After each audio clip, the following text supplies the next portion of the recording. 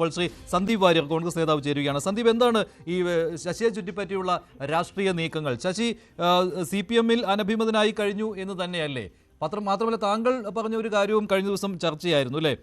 ഈ ബിലാൽ നിങ്ങൾക്ക് നേരത്തെ വേണ്ടപ്പെട്ടവനായിരുന്നു എന്നുള്ള കാര്യം. പക്ഷേ അദ്ദേഹത്തെ സംരക്ഷിക്കുമെന്നല്ലേ അദ്ദേഹം തന്നെ കൊടി ഉയർത്തിയിട്ടുണ്ടെങ്കിൽ ആ ഉത്സവം നടന്നിരിക്കുമെന്ന് തന്നെ പറയുമ്പോൾ അദ്ദേഹത്തിന് കോൺഗ്രസിന്റെ പിന്തുണ എന്ന് തന്നെയല്ലേ സന്ദീപ് താങ്കൾ ഉദ്ദേശിക്കുന്നത്? നോക്കൂ, PK ശശി അദ്ദേഹവും ഞാനും ഏകദേശം ഒരേ സ്ഥലത്ത് ജീവിക്കുന്ന ആളുകളാണ്. ഞങ്ങൾ രാഷ്ട്രീയ പ്രവർത്തനം, എന്റെ രാഷ്ട്രീയ പ്രവർത്തനം തുടങ്ങുന്നത് അദ്ദേഹവുമായിട്ടുള്ള ഒരു കോൺഫ്ലിക്റ്റിലൂടെയാണ് വാസ്തവത്തിൽ രാഷ്ട്രീയ പ്രവർത്തനമൊക്കെ ആരംഭിക്കുന്നത്. അപ്പോൾ അദ്ദേഹവുമായിട്ട് ദീർഘകാലത്തെ പരിചയമുണ്ട്.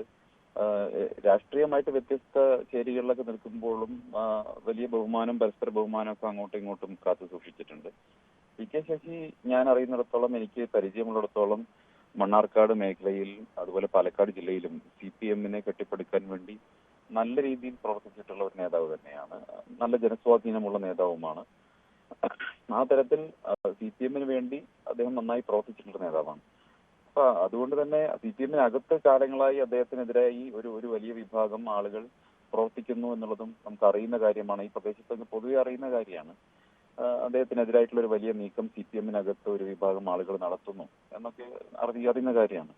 അപ്പം അത്തരം നീക്കങ്ങൾ CPM നടക്കുന്ന സമയത്ത് അതിനെതിരായിട്ട് ശശിയുടെ ഭാഗത്തുനിന്നും PK ശശിയുടെ ഭാഗത്തുനിന്നും അവരുടെ ആളുകളുടെ ഭാഗത്തുനിന്നും ഒരു ചെറുത്ത് നിൽപ്പും ഉണ്ടായിട്ടുണ്ട്.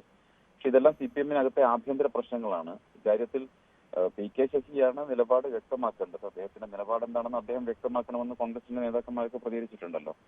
അപ്പം അത് PK ശശി നിലപാട് വ്യക്തമാക്കട്ടെ. എന്തായാലും മണ്ണാർക്കാട് മേഖലയിലെ രാഷ്ട്രീയ പ്രവർത്തനവും ഈ പ്രദേശത്തെ PK ശശിയുടെ പ്രവർത്തനവും അടക്കമുള്ള കാര്യങ്ങൾ നേരിട്ട് അറിയുന്ന ഒരാൾ എന്നുള്ള നിലയ്ക്ക് CPM രാഷ്ട്രീയത്തിനകത്ത് PK ശശിയുടെ സ്വാധീനം എത്രമാത്രം ഉണ്ട് എന്നുള്ളത് സംബന്ധിച്ച് കൃത്യമായിട്ടുള്ള ധാരണയുണ്ട്. ശശിക്കെതിരെ CPM നടപടിയെടുത്തിട്ടുള്ളതാണ്, തരം താഴ്ത്തിയിട്ടുള്ളതാണ്. അതിൻ്റെതായ കാരണവും ഉണ്ടായിരുന്നു. അപ്പോൾ ഈ ശശിയെ പോലെയുള്ള ഒരു നേതാവിനെ പെട്ടെന്ന് സ്വീകരിക്കുവാൻ കോൺഗ്രസിന് കഴിയുമോ? അദ്ദേഹത്തിന്റെ മുൻകാല ചരിത്രം പരിശോധിച്ചു കഴിഞ്ഞാൽ, അതോ ശശി വരട്ടെ എന്ന് തന്നെയാണോ? അല്ല, ഞാൻ പറഞ്ഞല്ലോ, ഞാൻ അതിലൊന്നും അഭിപ്രായം പറയേണ്ടയാളല്ല. ഞാൻ അതിൽ നേതാക്കന്മാർ വളരെ കൃത്യമായിട്ടുള്ള അഭിപ്രായങ്ങളെ കാര്യത്തിൽ സൂചിപ്പിച്ചിട്ടുണ്ട്. PK ശശിയാണ് നിലപാട് വ്യക്തമാക്കേണ്ടത്. കോൺഗ്രസിന്റെ ഐഡിയോളജിയും കോൺഗ്രസിന്റെ ആശയങ്ങളും ഒക്കെ അംഗീകരിക്കുന്ന ആളുകൾ അത് അവരെ നിലപാട് വ്യക്തമാക്കി കഴിഞ്ഞാൽ ബാക്കി നിലപാട് പാർട്ടി പറയുമല്ലോ. അതപ്പോ ആ സമയത്ത് കോൺഗ്രസ് പാർട്ടി അക്കാര്യങ്ങൾ നിലപാട് വ്യക്തമായിട്ട് പറയും. പക്ഷെ ഒരു കാര്യം നിസ്സംശയം പറയാം, CPM PK ശശിക്കെതിരായിട്ടുള്ള വലിയ ഒരു ഗൂഢാലോചന നടന്നിട്ടുണ്ട്. അത് ദീർഘകാലമായി നടന്നിട്ടുണ്ട്. CPM ഒരു വിഭാഗം PK ശശിക്കെതിരെ എന്നെ പോലും കരുവാക്കാൻ വേണ്ടി പരിശ്രമിക്കുകയും ഞാൻ അതിൽ നിന്ന് ഒഴിഞ്ഞു മാറി നടക്കുകയും ചെയ്തിട്ടുള്ള ഒരാളാണ്. അത് PK ശശിക്കും അറിയുന്ന കാര്യമാണ് എന്നാണ് എനിക്ക് തോന്നുന്നത്. അപ്പൊ അത്തരത്തിൽ PK ശശിക്കെതിരായിട്ട് ആരോപണം ഉന്നയിക്കാൻ വേണ്ടി രാഷ്ട്രീയ എതിരാളികളെ ഉപയോഗിക്കുക, അതൊക്കെ CPM അവർ നടത്തിയിട്ടുള്ള കാര്യങ്ങളാണ്.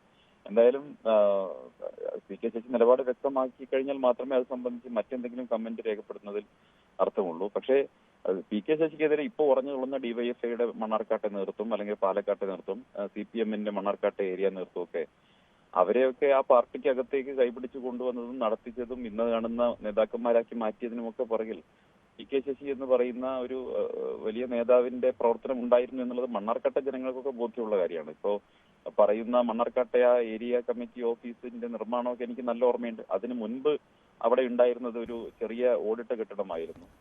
അതിന്റെ നിർമ്മാണം, അതായത് അന്നത്തെ ഓടിട്ട കെട്ടിടത്തിന്റെ നിർമ്മാണത്തിന് സാംബശിവന്റെ കഥാപ്രസംഗം നടന്നതായിട്ട് എന്റെ രക്ഷിതാക്കളൊക്കെ പറഞ്ഞ എനിക്ക് ഓർമ്മയുണ്ട്. അവരത് കാണാൻ പോയതൊക്കെ ടിക്കറ്റ് വെച്ച് സാംബശിവന്റെ കഥാപ്രസംഗം നടത്തിയാണ് ആദ്യത്തെ ഓഫീസ് ഉണ്ടാക്കുന്നത്. ആ ഏരിയ ഓഫീസ് പൊളിച്ചിട്ടാണ് ഇന്ന് കാണുന്ന വലിയ നായനാർ സ്മാരക മന്ദിരം ഉണ്ടാക്കുന്നത്. ആ മന്ദിരം ഉണ്ടാക്കാൻ വേണ്ടി അവിടെ അത് യാഥാർത്ഥ്യമാക്കിയത് PK ശശിയായിരുന്നു എന്ന് എല്ലാവർക്കും. അവിടുത്തെ ഈ പടക്കമേറിന്റെ ഒരു എപ്പിസോഡ് എന്താണ് ശ്രീ സന്ദീപ് വാര്യർ? എന്താണ് യഥാർത്ഥത്തിൽ അവിടെ സംഭവിച്ചത്? ശശിയുടെ അനുയായിയാണോ ഇത് ചെയ്തത്, ഈ അഷ്റഫ് എന്നയാൾ? അത് ഞാൻ മനസ്സിലാക്കും PK ശശിയുടെ ഉച്ച അനുയായി ആയിരുന്ന ഒരു കാലത്ത് PK ശശിയുടെ ഉച്ച അനുയായും ഇപ്പോൾ എതിരാളിയുമായിട്ടുള്ള കല്ലടി ഉണ്ണിക്കമ്മു എന്ന് പറയുന്ന DYFI നേതാവിന്റെ ബന്ധുവാണ് ഇന്നലെ പിടിക്കപ്പെട്ടിട്ടുള്ളയാൾ. അതിനകത്തുള്ള രാഷ്ട്രീയം എന്താണെന്ന് എനിക്കറിയില്ല. ഒരുപക്ഷെ വൈകാരികമായിട്ടുള്ള ഒരു പ്രകടനമായിരിക്കാം. പക്ഷേ ഈ പിടിക്കപ്പെട്ടയാൾ തന്നെ CPM നേതാക്കന്മാരാണ് തനിക്ക് പടക്കം വാങ്ങി തന്നതെന്നൊക്കെ പറഞ്ഞിട്ടുണ്ടല്ലോ. അപ്പൊ അത് പോലീസ് അന്വേഷിക്കട്ടെ. പക്ഷെ പോലീസ് അന്വേഷിച്ചാൽ ഇത് ഏതെങ്കിലും സത്യം പുറത്തു വരുമെന്ന് ഞാൻ കരുതുന്നില്ല. CPMന്റെ ജില്ലാ സെക്രട്ടറി പറഞ്ഞു കൊടുക്കുന്ന രീതിയിൽ മാത്രം അന്വേഷണം മുന്നോട്ട് പോകുന്ന സാഹചര്യമാണ് അവിടെയുള്ളത്. അതുകൊണ്ട് തന്നെ അതിൽ യാഥാർത്ഥ്യം പുറത്തു വരുമെന്നൊന്നും ഞാൻ പ്രതീക്ഷിക്കുന്നില്ല. പക്ഷേ പാർട്ടി ഓഫീസിലേക്ക് കല്ലെറിയാൻ മാത്രമുള്ള ഒരു അല്ലെങ്കിൽ പടക്കം അറിയിക്കാൻ മാത്രമുള്ള മൗഢ്യമൊന്നും PK ശശി കാണിക്കുമെന്ന് ഞാൻ കരുതുന്നില്ല. അത് അത്ര രാഷ്ട്രീയമായിട്ട് ബുദ്ധിശൂന്യനൊന്നുമല്ല PK ശശി. ശരി, ശ്രീ സന്ദീപ് വാര്യർ, എന്തായാലും ഏരിയ